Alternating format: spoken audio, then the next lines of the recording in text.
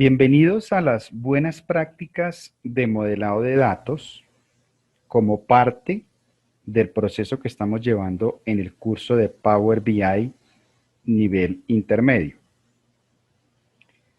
En este video queremos explicar las metodologías para las buenas prácticas de modelado de datos de nuestro caso de la empresa Contoso, que se ha venido desarrollando desde la primera parte donde hicimos la introducción, donde hicimos el análisis del caso, definimos el problema, estudiamos toda la compositiva de los requerimientos que se tienen para resolver el modelo.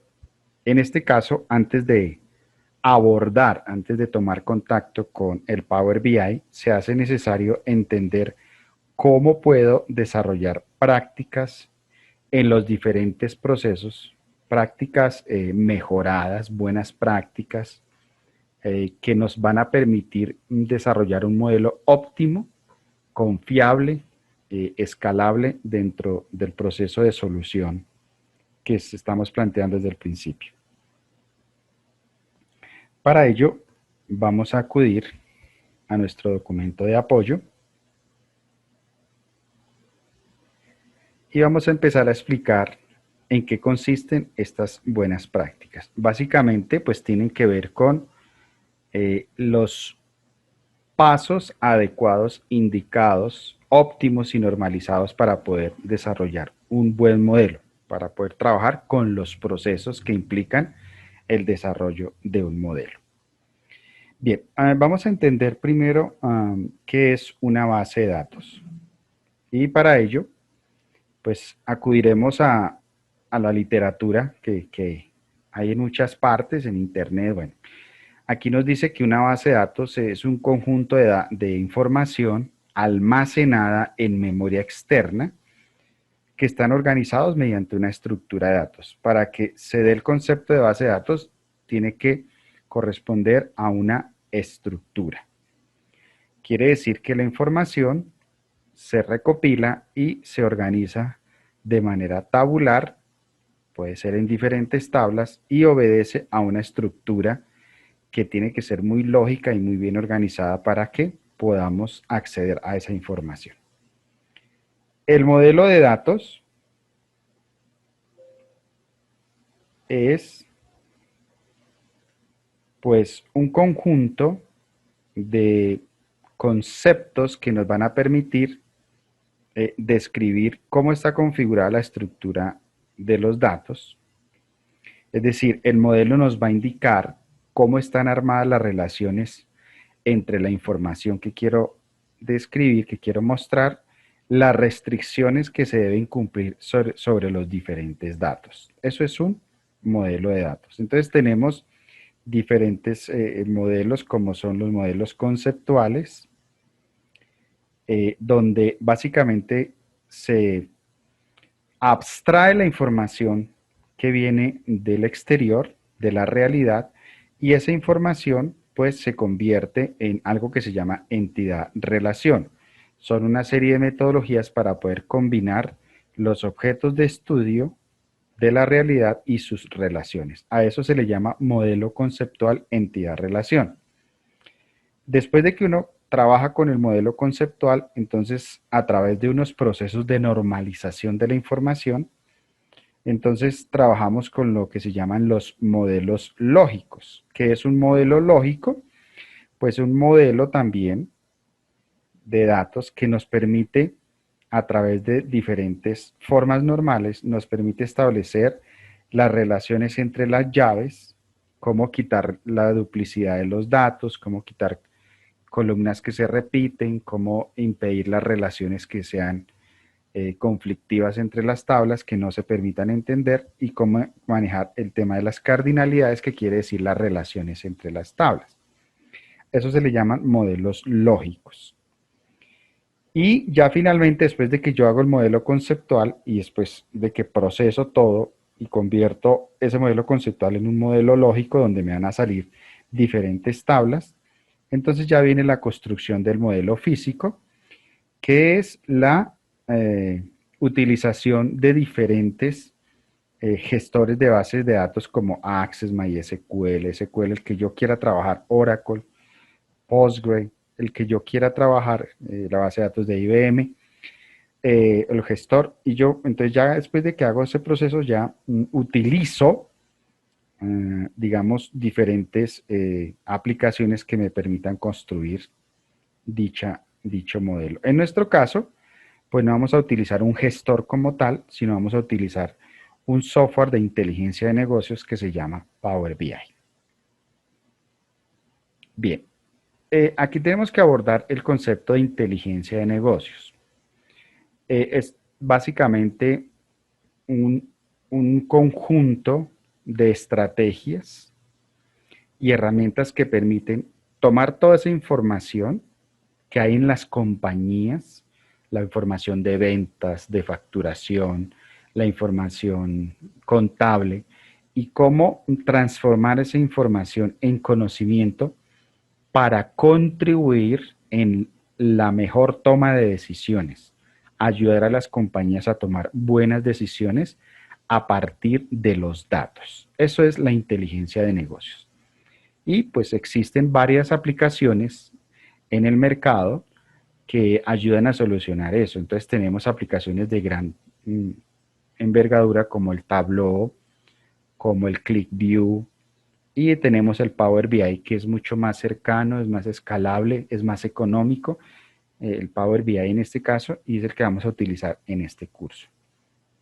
¿Cuáles son las ventajas que tiene la inteligencia de negocios? Nos permite analizar información combinada proveniente de diferentes fuentes, nos da una mayor profundidad cuando analizamos datos, nos permite remontar temas de análisis que se van trabajando en el tiempo, y nos da la capacidad de hacer proyecciones, nos da la capacidad de inferir soluciones con respecto a los datos. Bien, en este caso vamos a utilizar el Power BI como herramienta que nos va a permitir ayudar a contribuir, nos va a permitir montar el modelo de datos para dar soluciones de manejo inteligente de la información. Básicamente, ¿en qué está orientado el Power BI? Nos ayuda a crear cuadros de mando, nos ayuda a compartir información. Esa información está disponible en cualquier momento y en cualquier lugar para las diferentes aplicaciones. Nos ayuda a trabajar con paneles personalizados, es decir, donde yo puedo crear historias a través de la representación visual de la información que tengo en la empresa. Entonces, estas características nos ayudan a resolver problemas que se presentan puntualmente en las compañías. Bien, digamos, si yo tengo el Power BI, ¿para qué me servirá? O sea, ¿cuál será el beneficio de tenerlo? Pues yo voy a tomar contacto con la información de manera casi inmediata, no tiene mucha demora, puedo cargar datos de 2 millones de registros, si lo hice en Access, en SQL, en MySQL o en Oracle, yo puedo cargar esa información sin ningún problema, y pues tiene un entorno donde se pueda transformar la información y se puede limpiar. Yo puedo actualizar la información en tiempo real, puedo trabajar con los cuadros de mando, es decir, desarrollar paneles y cuadros que me permitan tomar decisiones inteligentes. Puedo hacer que el Power BI me ayude a responder, a formular preguntas y a recibir respuestas inmediatas a través de algo que se llama lenguaje natural. Entonces, todos estos beneficios pues dan un conjunto de funcionalidades muy importantes para resolver la necesidad del excelente manejo de la información. ¿A quién va dirigido el Power BI? Personas que trabajan como analistas, personas que son profesionales de TI, a los desarrolladores también de soluciones en tecnología. Entonces hay mucho recurso que se puede utilizar para poder trabajar con el Power BI. Y dependiendo del perfil que tenga, puedo trabajar con el rol que necesite y me va a ayudar a dar soluciones puntuales en el manejo de la información. El Power BI está considerado como el software de inteligencia de negocios número 1 en el mercado. pesar de que existen otros como el Tableau, como el ClickView, como soluciones en Oracle, el Power BI está muy bien posicionado y según el cuadrante mágico de Gartner, pues está encabezando la lista de los primeros lugares. Este software es desarrollado por Microsoft y bueno, ya está implementándose en muchas compañías.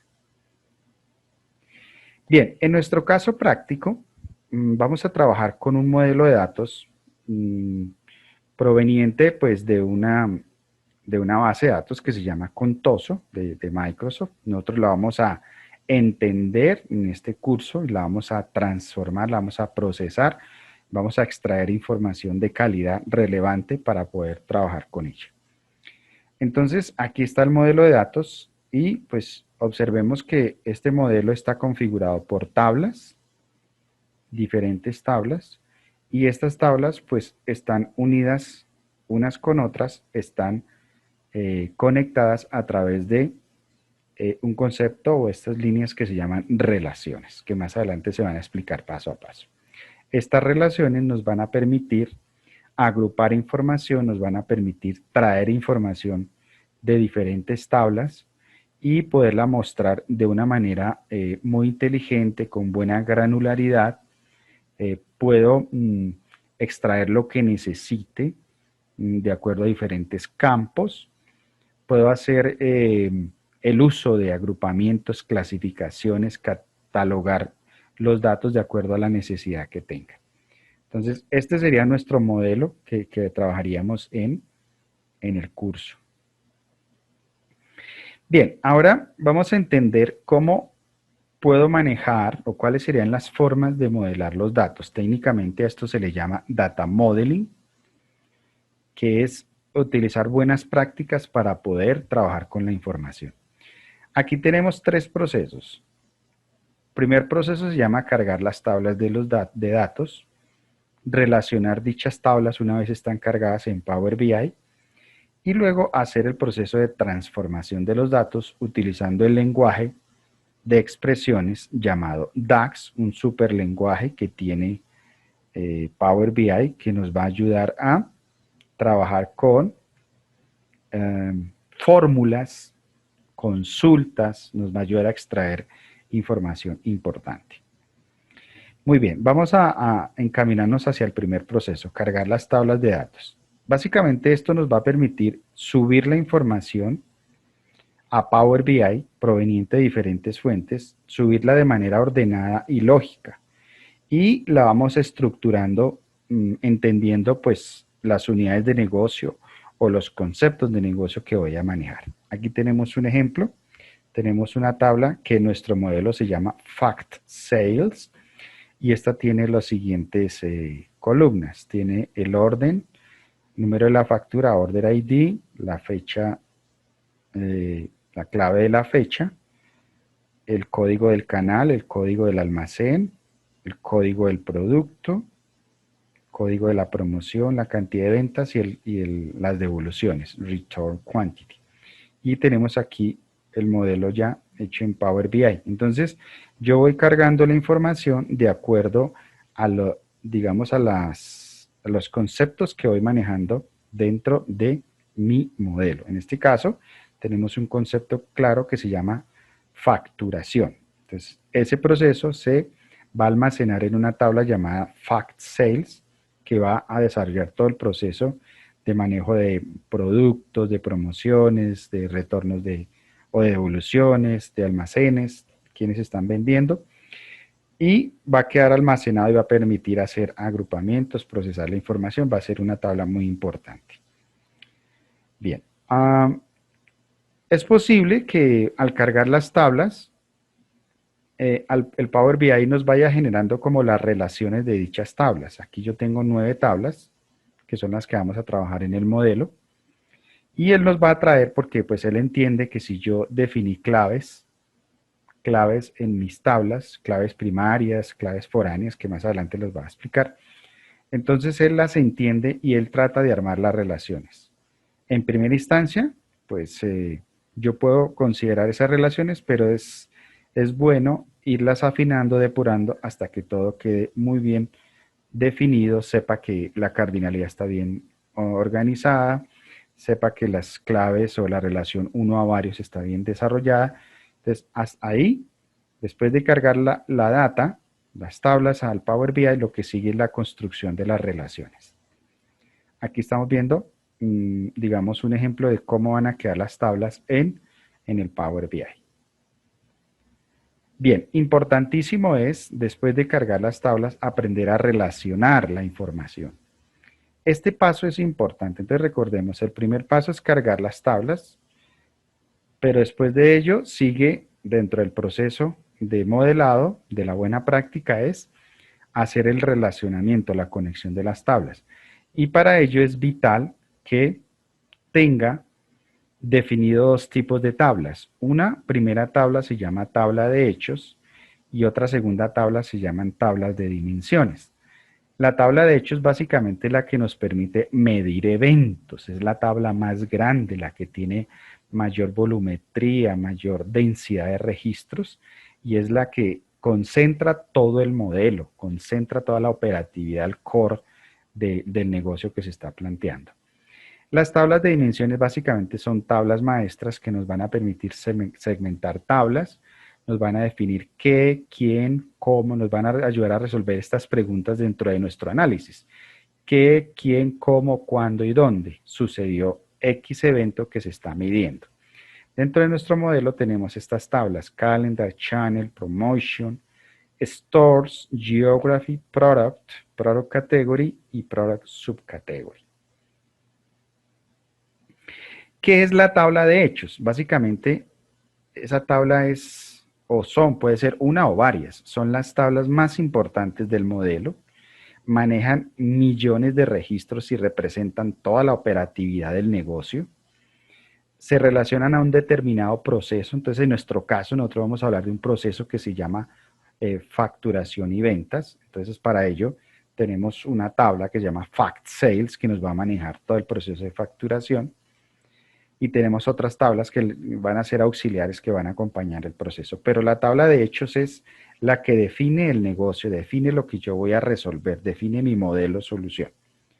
Contiene los datos que mide el negocio. Los hechos, ¿cómo se pueden definir? Los hechos son trazables, son datos de tipo numéricos y que son agregables. Puedo hacer operaciones con ellos, sumas, promedios, conteos y ahí van a aparecer en los cálculos, en las medidas que vayamos a desarrollar. Las tablas de hechos son las más grandes del modelo, pueda que no tengan muchas columnas, pero sí van a tener muchas filas. En nuestro caso puntual, nuestro modelo va a tener más de 2 millones de filas de registros, la tabla de ventas, de fact sales, factura de ventas. Cada tabla de hechos tiene una llave primaria y esa llave primaria puede estar configurada por un conjunto de llaves externas que más adelante se explicará. Podemos trabajar tres tipos de tablas de hechos: las tablas transaccionales, las tablas periódicas y las tablas acumulativas. Aquí tenemos un ejemplo de tabla transaccional, tenemos las ventas, porque observen que tenemos varias llaves foráneas, tenemos el código de la venta, la fecha, en qué tienda se va a hacer la venta, con qué cliente, a qué producto, el monto sin impuesto, el descuento, los impuestos que se van a manejar y el monto total. Entonces, esta es la transaccionalidad, tabla que maneja pues toda la información, el core de lo que yo voy a hacer. Tenemos la tabla periódica, básicamente la tabla periódica es la que me indica cortes de tiempo, entonces en qué periodos, trimestres, semestres voy a trabajar. En este caso periodo, tengo aquí a nivel de ejemplo el periodo, fecha, de qué tienda, el monto, el descuento, los impuestos. Entonces esta sería una tabla de tipo periódica, de hechos tipo periódica. Y las tablas acumulativas son aquellas que nos demuestran el flujo de la información.